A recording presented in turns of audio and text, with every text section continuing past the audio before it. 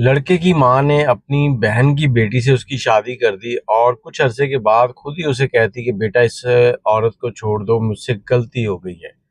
अस्सलाम वालेकुम, कैसे हैं आप लोग? मैं हूं आपके साथ अदनान और आज की कहानी बहुत ही डिफरेंट सी है। एक ऐसी फैमिली की है जो बड़ी हंसी खुशी की ज़िंदगी गुजार रही थी और यहाँ पर लड़का सवाल कर रहा है कि मैं क्या करूं, वो परेशान है।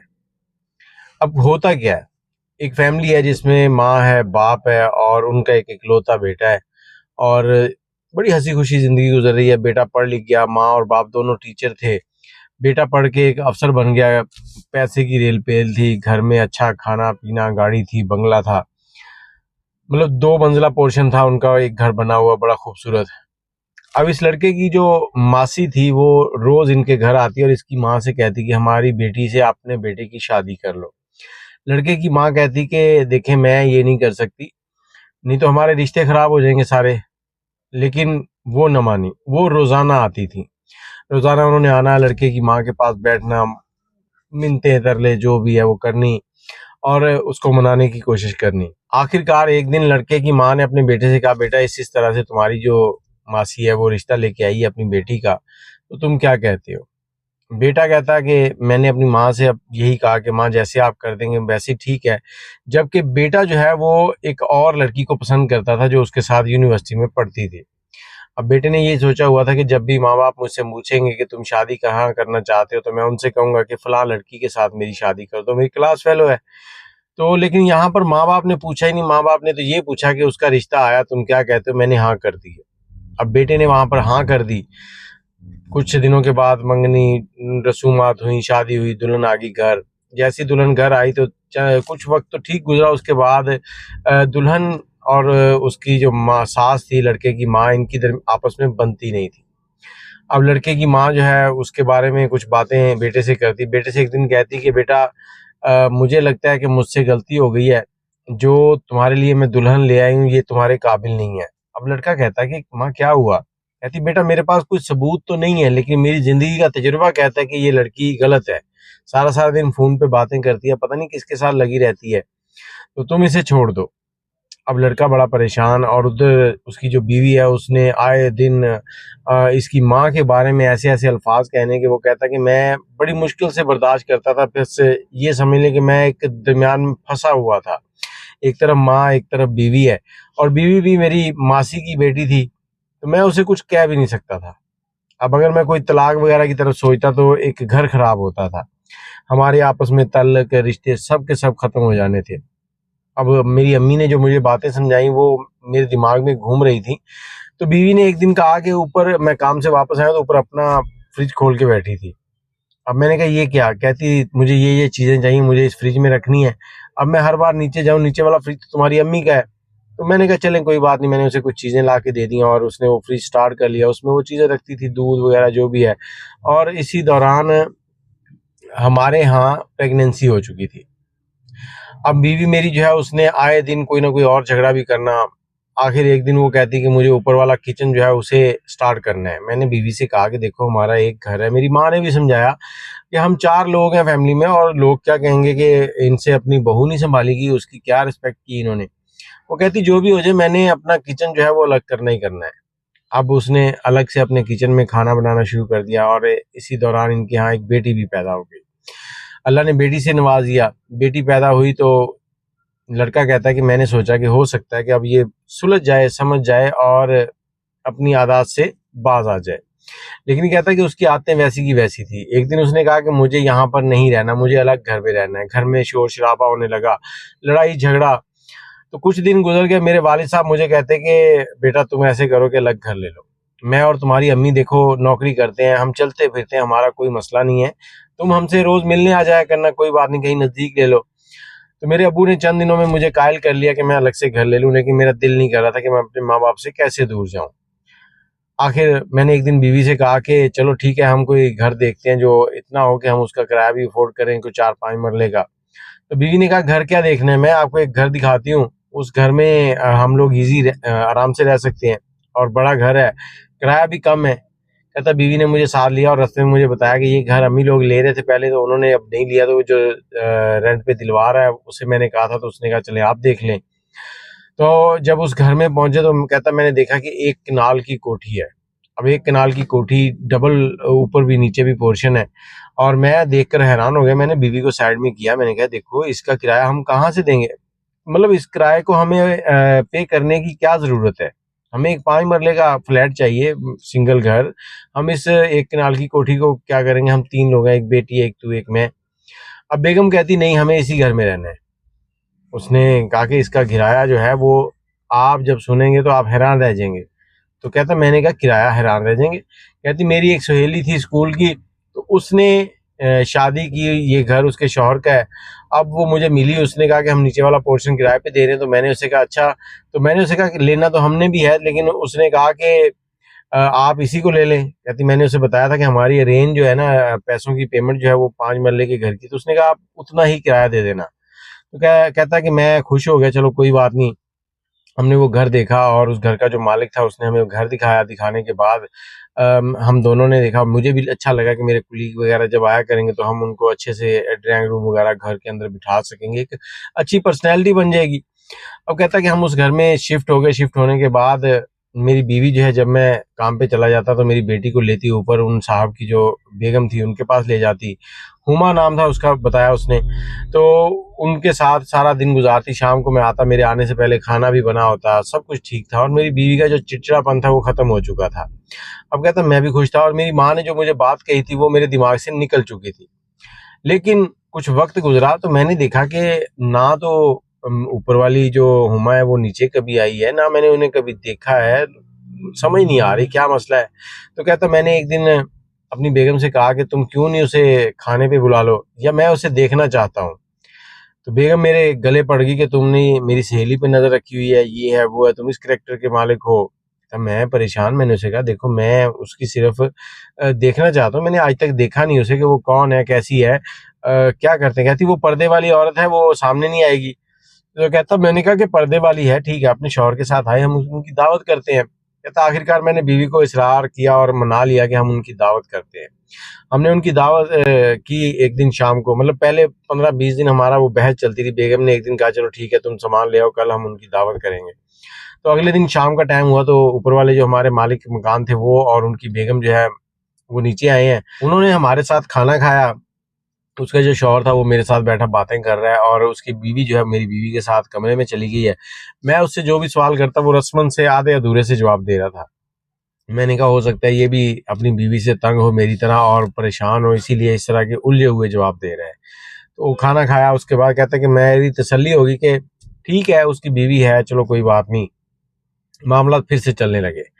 तो एक दिन क्या था कि मैं शहर से बाहर था और मेरे एक दोस्त ने मुझे कॉल की कि यार तू फलां मॉल के अंदर भाभी के साथ आया हुआ है, तो मैं भी इधर ही हूँ, आजा गपशप करते हैं। तो कहता मैंने उसे कहा यार मैं तो इधर शहर में नहीं हूँ, मैं तो शहर से बाहर हूँ। तो कहता उसने कहा यार पता नहीं फिर या तो तुम्हारी भाभी को पहचानने में दिक्कत हुई है, मैंने तो तुम्हें तुम्हारी मिसेज को नहीं देखा, बेगम ने देखा है। तो वही मुझे बता रही थी कि आपकी बेगम है और शायद आप भी उसके साथ साथ हैं। कहता कि वो बात जब खत्म हुई तो अगले दिन मैं घर आया हूँ, मैंने आके बेगम से पूछा कि कल तुम मॉल गई थी। तो उसने कहा कि आपका दिमाग खराब हो गया, मुझसे लड़ने लगी। अगर वो मुझे सीधा कहती कि मैं हाँ मॉल गई थी तो शायद मैं कोई ज्यादा रिएक्ट ना करता, लेकिन उसने कहा कि मैं नहीं गई थी। ये मेरे लिए ज्यादा तशवीशनाक था कि नहीं गई थी। तो कहता कि मैंने उससे बातचीत की, उसने मुझे आगे से काफ़ी सुनाई कि आप मुझे शक कर रहे हैं, मेरा करैक्टर ख़राब कर रहे हैं, मैंने क्यों जाना है मॉल, आप जो चीज़ें ले आते हो। तो ये सारी बातें उसके साथ मेरी चलती रहीं। आखिरकार मैं खामोश हो गया। अब मेरे दिमाग में एक शक बैठ चुका था। मेरी माँ की कही हुई बात जो है ना वो दोबारा मेरे दिमाग के अंदर घूम रही थी कि मेरी माँ ने ये बात की थी, की क्यों थी। कहता कि अब मैंने रात के टाइम कोई उसी रात मतलब कुछ चीज़ें ढूँढनी थी, फाइल वगैरह ढूँढनी, बीवी जो है वो सोई हुई थी। मैंने अलमारी खोली, अलमारी से वो चीज़ें निकाल रहा था, तो देखा कि पीछे एक बैग पड़ा है। वो बैग मैंने जैसे उठाया, शॉपिंग बैग था, उसमें से एक बिल निकला जो कि पिछली तारीख का था, जिसमें मैं उससे पूछ रहा था कि तुम मॉल गई थी, और वो उसी मॉल की रसीद थी जिसका मैंने उससे पूछा था। अब कहता मैंने बीवी से तो नहीं पूछा कि मैंने उसे देख लिया है, लेकिन अब मुझे जो शक हो रहा था वो जो इस घर का मालिक था उसके साथ हो रहा था। कहता कि मैंने दोनों के ऊपर नज़र रखना शुरू कर दिया और मैंने एक रूटीन बनाई कि हर जुमे और इतवार वाले दिन मैं अपनी बेटी को लेके अपने माँ बाप के पास चला जाता और ये घर में अकेली होती।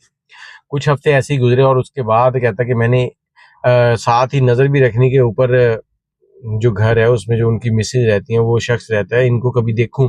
तो कहता मैंने कई बार पर्दे तो हिलते देखने, लेकिन ऊपर से कभी किसी को देख ना पाया। जैसे ही घर में एंटर होना, ऊपर देखना चबारे की तरफ, तो कुछ भी नजर नहीं आता था, कभी देखा ही नहीं। फिर कहता मुझे और तशवीश हो रही थी। तो कहता कि मेरे पास ना उस मालिक मकान की फोटो कॉपी थी। मैंने किरायानामा लिखने के लिए वो स्टाम्प पेपर वगैरह करवाए थे, तो वो थी। तो मेरा एक दोस्त जो था वो एक ऐसे इदारे में था जहाँ पर डिटेल निकल आती है, तो मैंने वो फोटो कॉपी उसे भेजी। उसे कहा यार इस बंदे की डिटेल तो निकालो। तो कहता मैंने जैसे ही उसके जवाब देखा तो मैं हैरान रह गया। उस बंदे ने मुझे डिटेल निकाल के जो तस्वीर सेंड की, उसमें ये बंदा जो है, इसके बहन भाई सारे रिश्तेदारों के नाम थे, और इसकी जो शादीशुदा लाइफ है वो नहीं थी। उसमें लिखा हुआ था कि ये कवारा है। मैं घर आया, घर आके मैंने बेगम के साथ थोड़ा झगड़ा भी किया और उससे पूछा कि तुमने कहा वो शादीशुदा है, वो तो शादीशुदा ही नहीं है। तो कहता बेगम ने फिर मुझे कहा कि देखो उसने शादी जो है वो घर वालों से छुप के की है। अब घर वालों से छुप के की है तो उसने नहीं लिखवाई। कहता जवाब तो उसका ठीक था, लेकिन मुझे अंदर से मुतमईन नहीं कर सका। मेरे दिमाग में शक जो है ना वो घूम रहा था। अब कुछ दिन और गुजरे तो मैंने एक दिन बेगम से कहा कि मैंने हुमा से बात करनी है, मेरी हुमा से मुलाकात करवाओ। कहती मैं उसने पहले टाल मटोल की कि वो इधर उधर। आखिर जब मैंने जिद की तो उसने कहा वो आज सुबह ही अपनी अम्मी के घर गई है। कहता मैंने कहा देखो दोनों ने छुप के शादी की हुई है और तुम कह रही हो अपनी अम्मी के घर गई है, ये क्या माजरा है। कहता बेगम कहती कि उसने अपनी अम्मी को कहा हुआ कि मैं दूसरे शहर में नौकरी करती हूँ, तो वो यहाँ रहती है उतने दिन, बीच में एक दो दिन घर चली जाती है जब छुट्टियों का बताती है। तो ये सारा मामला चल रहा है। तो कहता कि मैं अपने तौर पर रैकी कर रहा था। अब एक दिन मैं सुबह के टाइम पे रूटीन के मुताबिक, जुमे का दिन था, अपनी बेटी को लिया और लेके अपनी माँ के घर चला गया। अब मुझे 1 घंटा गुजरा था, 1 घंटा ही गुजरा था, तो मैं वहां पर अपनी माँ से कहता हूँ कि अम्मी ये बच्ची को आप संभालें, मैं बस एक दोस्त से मिल के आया। वहां से मैंने गाड़ी निकाली है और सीधा अपने घर आया। अपने घर आया, मैंने दीवार फलांगी, अंदर गया। अंदर जाके मैं अपने घर में देख रहा हूँ कि बेगम नहीं है। तो मैं सीधा ऊपर चढ़ गया। ऊपर चढ़ा हूँ तो मैंने जाके दरवाजा जो है वो धक्का लगाया तो वो बंद था। मैंने दरवाजा पीटना शुरू कर दिया तो आगे से वो मालिक मकान जो वो आए हैं, बड़े गुस्से से बोले कि ये क्या तरीका है। मैंने उसे कहा कि अपनी बेगम को बुलाओ, तो उसने कहा वो तो अपने घर गई हुई है। तो जैसे ही उसने कहा कि वो अपने घर गई हुई है, तो उसके बाद कहता मैंने उसे धक्का दिया और धक्का देके अंदर चला गया। अंदर जैसे ही मैंने जाके उसकी बेगम को तलाश करना शुरू कर दिया, और इसी तलाशी के दौरान उसके स्टोर रूम से मुझे मेरी अपनी बेगम मिल गई। जब मुझे अपनी बेगम मिली तो मैं उसके मुंह की तरफ देख रहा हूँ और उसे मैंने बाजू से पकड़ा और बाहर ले आया। मैंने उसे कहा कि तुम यहाँ क्या कर रही हो। तो वो कहती कि मैं ऊपर आई थी, ये भाईजान जो है उनको खाना चाहिए था, तो मैंने कहा इनको खाना बना दूं। तो कहता तुम छुपी क्यों हो। तो कहती कि मैं इसलिए छुप गई थी कि आप कहेंगे कि अकेला मर्द है ऊपर, तो तुम ऊपर क्या करने गई हो। कहता अभी मेरा शक जो था ना वो यकीन में बदल चुका था। मैंने उन दोनों को वहां खड़े किया और उसका जो आशिक था, वो जो मालिक मकान था, उसको 2-4 थप्पड़ मारे। और थप्पड़ मारने के बाद मुझे आइडिया आया कि मैं पुलिस को बुला लूं। मैंने 15 पे कॉल की तो पुलिस की गाड़ी आ गई। गाड़ी जब घर में आई तो उसमें एक एएसआई था, कुछ एहलकार थे साथ।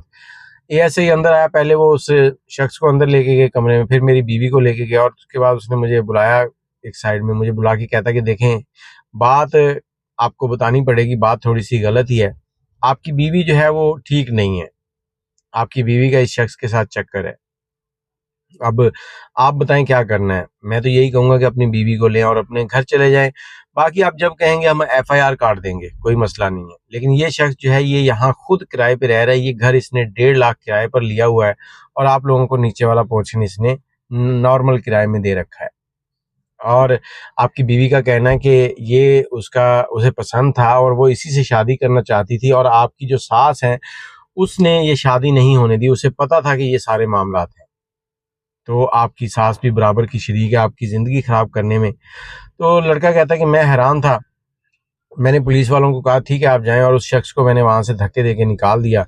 और मैं अभी खामोश था कि क्या करूँ। सारी रात गुजर गई, सुबह हुई तो मैंने सामान इकट्ठा किया और अपनी अम्मी की तरफ चला गया। बेगम मेरे साथ ही थी। हम घर चले गए। मेरी माँ मुझसे पूछ रही थी बार बार कि बेटा क्या हुआ, कोई परेशानी तो नहीं है। मैं उन्हें परेशानी तो ना बता सका, लेकिन मैंने उनसे यही कहा कि मैं आपसे उदास हो गया था इसलिए हम लोग वापस आ गए। किसी को मैंने कुछ नहीं बताया। 2 से 3 दिन गुजर गए। अब कहता है कि मेरा दिल करता था कि इस औरत को तलाक दे दूं, लेकिन जैसे ही मैं तलाक देने का सोचता था तो मुझे अपनी वो बेटी याद सामने आ जाती थी जो अभी छोटी है। इसे तलाक दे दूंगा, उसकी परवरिश कैसी होगी, वो कहाँ जाएगी। इस वजह से मैं चुप हो जाता था। तो आखिरकार मैंने कुछ दिनों के बाद अपनी बेगम को उसकी माँ के पास छोड़ दिया। उसकी माँ के पास छोड़ दिया तो वहाँ से उसकी माँ जो है उसने मेरी माँ को बुलाया और मेरी माँ को सारा मामला सुना दिया। मैंने तो नहीं बताया, लेकिन मेरी माँ वापस आई और आके मुझे कहती कि बेटा मैंने तो पहले तुम्हें कहा था, मैं तो ही मुजरिम हूँ जिसने तुम्हारी इससे शादी करवा दी। मैंने माँ से कहा, माँ आपकी कोई परेशानी नहीं है, आपने कोई गलत नहीं किया, आपने तो अच्छा सोचा था लेकिन ये अच्छे नहीं निकले।